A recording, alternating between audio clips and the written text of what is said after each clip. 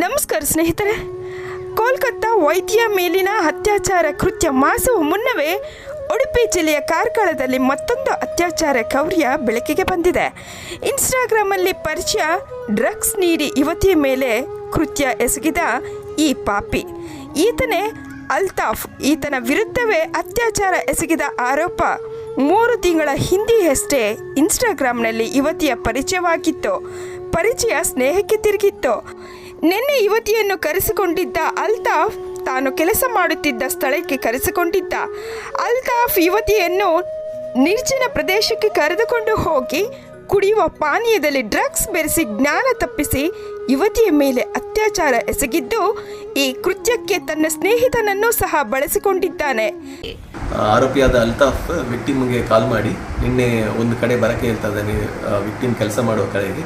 ಅಲ್ಲಿ ವಿಕ್ಟಿಮ್ ಹೋದಾಗ ಅಲ್ಲಿಂದ ಅಪಹರಣ ಮಾಡಿಕೊಂಡು ಅಲ್ಲಿಂದ ಕರ್ಕೊಂಡು ಹೋಗಿ ಡ್ರಿಂಕ್ಸ್ನಲ್ಲಿ ಏನೋ ಮಿಕ್ಸ್ ಮಾಡಿ ನನಗೆ ಕೊಟ್ಟಿದ್ದಾನೆ.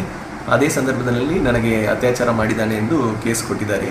ಜೊತೆಗೆ ಈ ಒಂದು ಕೃತ್ಯ ಇದೀಗ ರಾಜಕೀಯ ತಿರುವು ಪಡೆದುಕೊಂಡಿದ್ದು, ಒಬ್ಬ ಹಿಂದೂ ಯುವತಿಯನ್ನು ಸ್ನೇಹದ ಹೆಸರಿನಲ್ಲಿ ಅವನಿದ್ದ ಸ್ಥಳಕ್ಕೆ ಕರೆಸಿಕೊಂಡು ಇಡೀ ಕಾರ್ಕಳವೆಲ್ಲ ಸುತ್ತಾಡಿಸಿ ನಂತರ ಮಧ್ಯಾಹ್ನ ಈ ಕೃತ್ಯವನ್ನು ಎಸಗಿದ್ದು, ಸದ್ಯ ಯುವತಿ ಮಣಿಪಾಲ ಆಸ್ಪತ್ರೆಯಲ್ಲಿ ಚಿಕಿತ್ಸೆ ಕೊಡಿಸಲಾಗಿದ್ದು, ಹಿಂದೂ ಪರ ಸಂಘಟನೆಗಳಿಗೆ ಇದು ಒಂದು ಪ್ರತಿಭಟನೆಗೆ ದಾರಿಯಾಗಿದೆ. ಹಾಗೆ ಕೆಲ ಬಿಜೆಪಿ ಕಾರ್ಯಕರ್ತರ ಪಾಲಿಗೆ ಪ್ರತಿಭಟನೆಗೆ ವೇದಿಕೆಯೂ ಆಗಿದೆ.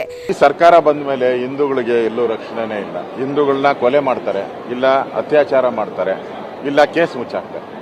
ಇದು ಒಂದೇ ಕಡೆ ಅಲ್ಲ, ಹಾವೇರಿಯಲ್ಲೂ ಆಯಿತು, ಹಿಂದೆ ಹುಬ್ಬಳ್ಳಿಯಲ್ಲಾಯಿತು, ಈಗ ಕಾರ್ಕಳದಲ್ಲಾಗಿದೆ. ಹಿಂದೂ ಯುವತಿಯರನ್ನ ಗುರಿಯಾಗಿಟ್ಟುಕೊಂಡು ಈ ರೀತಿಯಾದಂಥ ಘಟನೆಗಳು ಮತ್ತೆ ಮತ್ತೆ ಪುನರಾವರ್ತನೆ ಆಗ್ತಾ ಇರುವಂಥದ್ದು ಅತ್ಯಂತ ಆತಂಕಕ್ಕೀಡಾಗಿರುವಂಥ ಸಂಗತಿ. ಮೊದಲು ಈ ಸೋಷಿಯಲ್ ಮೀಡಿಯಾಗಳನ್ನು ಮನೋರಂಜನೆಗೆ ಬಳಸುವ ಜನ ಸಮೂಹವು ದುರುಪಯೋಗ ಪಡಿಸಿಕೊಳ್ಳದೆ, ಅದರಲ್ಲೂ ಯುವತಿಯರು ಸ್ವಲ್ಪವಾದರೂ ಜವಾಬ್ದಾರಿಯಿಂದ ಸುರಕ್ಷಿತವಾಗಿ ಸೋಷಿಯಲ್ ಮೀಡಿಯಾಗಳನ್ನು ಬಳಸಿದರೆ ಈ ರೀತಿಯ ಕೃತ್ಯಕ್ಕೆ ದಾರಿಯಾಗಲಾರದು ಎನ್ನುವುದು ನನ್ನ ಅಭಿಪ್ರಾಯ. ನಿಮ್ಮ ಅನಿಸಿಕೆ ತಿಳಿಸಿ.